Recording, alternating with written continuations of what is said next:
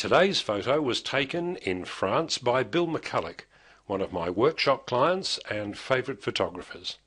And I'm going to start this Photoshop session, as I always do, by duplicating the background layer. That's going to give us a copy that we can work on without harming the original background if we happen to make a mistake.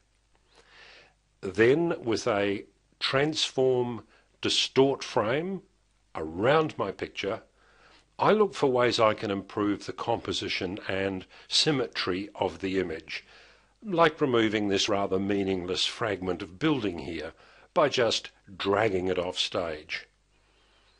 Maybe then we could take the tilt out of the photo. You can see it in the bridge here. We can remove that by lifting the left side up until everything looks level.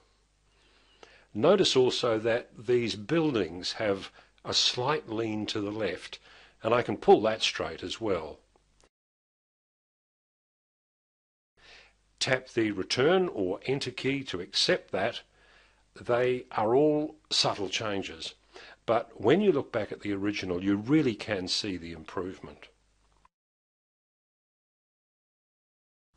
Now we'll fine-tune the overall brightness across the image using a global levels layer set to luminosity, which tells Photoshop to restrict any change purely to light levels. I'm going to bring the brightness up a little, and immediately we can see much more detail across the whole scene. That's why it's called global. Using a couple more levels layers, we're now going to target specific areas of the image. The river, maybe the trees and buildings, and certainly the sky, which is where I usually start because it's the source of light for the rest of the picture, and so of course it dictates how everything else looks. Watching just the sky, I'm now going to use the three sliders to alter the white point, the midtones, and the black point. What I'm trying to do here is reveal that richness of detail and drama that's in the sky, especially in the clouds. You can use the visibility switch as you work to check the before and after effect of your changes. Okay, clearly that has darkened the rest of the picture in a way we don't want. A Photoshop mask is the solution. Control plus the letter I on the Windows keyboard, that's Command plus I on the Mac, turns the mask window black, and it removes what I've done from the whole picture.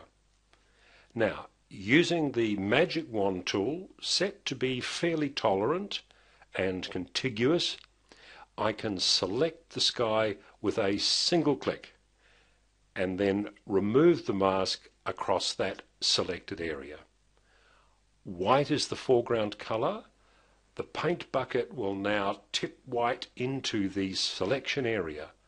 That part of the mask turns white, and the darkening effect is now restricted just to the sky. Incidentally, you can do everything you're seeing here using either the Photoshop CS versions or Photoshop Elements. And if you're new to Photoshop, or you find you're getting puzzled or a little lost by what's going on, click on the Video Vault button at the top of the page and check out my complete Photoshop course. Okay, next the river. And what we're looking for here is to emphasize that deep watery reflection that Bill has captured so well in this image. I'm going to zoom in a little here by tapping Z on the keyboard and then clicking the left-hand mouse key. And again, I'm going to play with the sliders. Plenty of white and a little black really increases the contrast. And then setting the midtones to keep the brightness up starts to give me that strong sense of deep reflections in this delightful stretch of water. To create the mask, Control I or Command I, just like before, and this time I'm going to go for the Quick Selection tool. It has a really smart sensitivity to the edges as you approach them. And if it strays across those edges, holding down the Alt or Opt key on the Mac chases the marching ants out of the area you don't want to select. I'll just work my way around the edge of the water, and once I've got my line of ants restricted pretty much to the river water itself, I'll go to the paint bucket as before. That fills that area and it cuts the mask to apply the watery levels effect. These buildings and these wonderful autumn trees are already fairly close to what I want, but a quick buildings and trees layer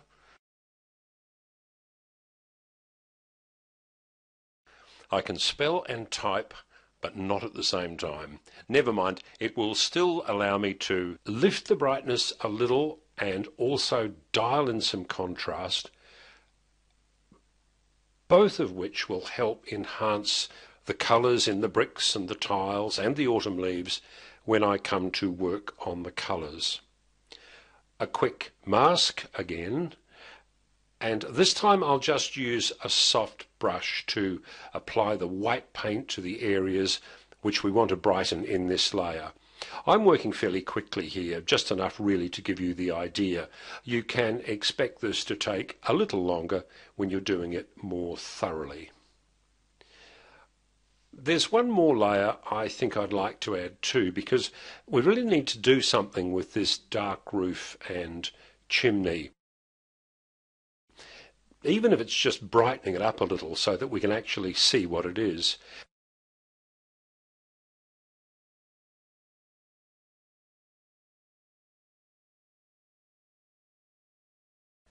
And the soft brush mask technique I used a moment ago makes pretty quick work of isolating that layer's effect to the intended area of the roof and the chimney.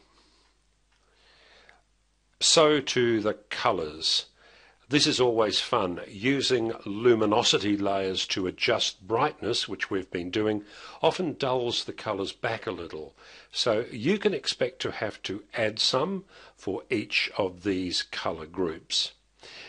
This part of it is pretty subjective, but what you can find is, and this is a good example, the amount of red that I'm dialing in here might be fine for the buildings, for the bricks and the tiles, but you can see it's clearly much too much for these treetops. That's not a problem. We can pause, we can get a small brush with some black paint on it, and that lets us mask those treetops off from the saturation increase, which is good for everything else. Moving on through our colours, some yellow, which looks like it's going to lift those great autumn tones, also the bricks along the water's edge. And moving on to green, we can see that starting to come up on the moss over here on the roof that we wouldn't even have known was there if we hadn't lifted the brightness in the layer below. Cyan and blue tend to work together pretty much in areas of sky, and especially in water that is partly lit by sky and partly by reflected light from the rest of the scene.